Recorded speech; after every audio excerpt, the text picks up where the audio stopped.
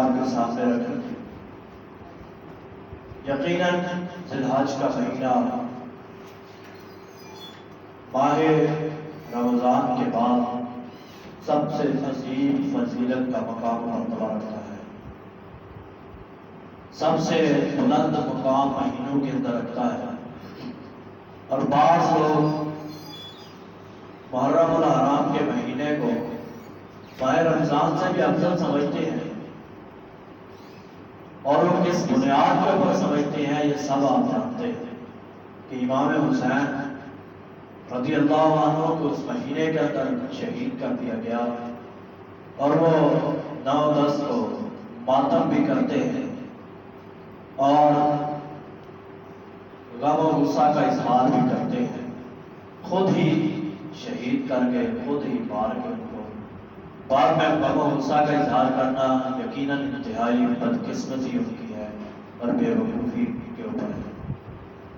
ان سب چیزوں سے ہٹ کر انہوں نے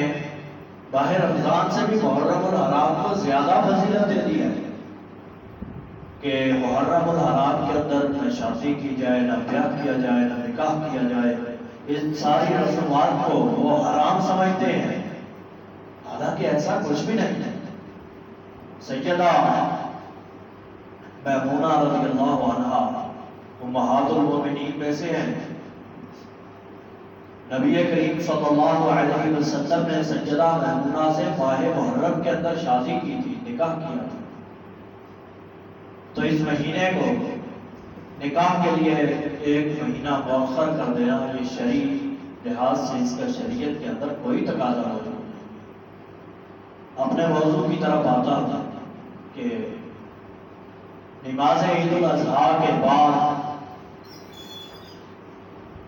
ایک عظیم سانحہ جو تقریباً رسول اللہ صلی اللہ علیہ وسلم کے جانے کے 22 یا 23 یا 24 برس بعد میں پیش آیا، وہ ہے شہادت سیدنا عثمان ذی النورین رضی اللہ تعالیٰ عنہ 18 ذی الحج کو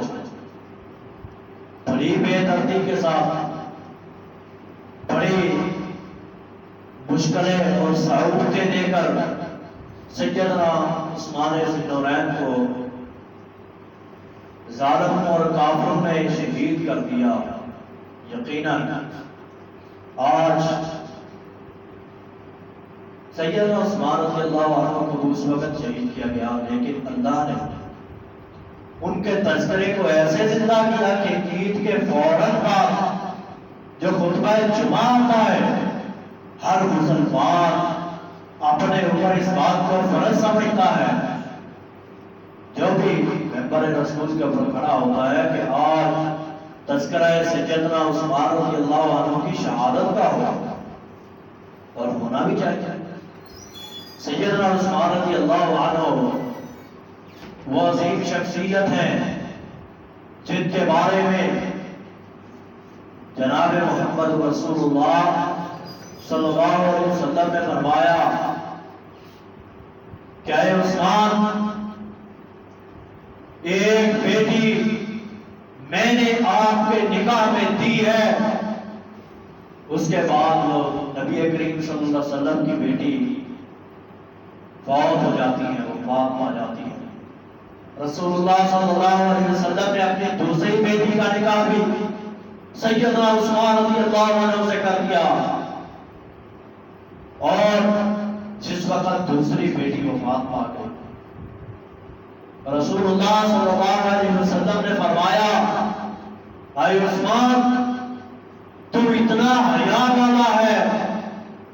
اتنی پاکیزگی والا ہے، اتنی شرم و حیا والا ہے، اگر میں محمد کی ان 2 بیٹیوں کے علاوہ